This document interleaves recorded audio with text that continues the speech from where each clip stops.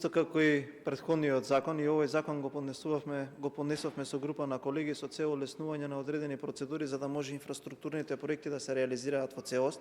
Само да ја потсетам јавноста и колегите пратеници дека во еден од претходните измени на токму овој закон успеавме да откочиме дузина проекти кои што беа закочувани од еден политички инат, за да може да се имплементираат во општините на градот Скопје, но и на секаде низ државата.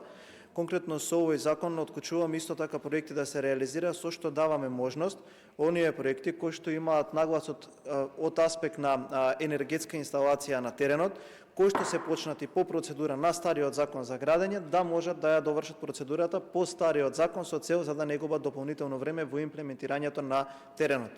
Она кое што е наша јасна цел и за која што сме обврзали во наредниот мандат ќе ја имплементираме, тоа е силна инвестиција во капиталните проекти и во капиталните инвестиции, и за таа цел сите оние законски нелогичности кои што потенцијално би ги спречувале инвеститорите да ги реализираат своите инвестиции на терен. Аз е согласно во Уставот и неколку пати би требало да бидат променувани за да можат сите овие работи да не бидат закочувани. Сметаме дека е апсолутно небулозно заради одредена промена на некој закон или на некој акт, но и заради непостапување на одредена институција, ваквиот тип на инвестиции да бидат закочувани. Оваа промена е техничка и ги повикувам сите колеги да ја подржат. Благодарам.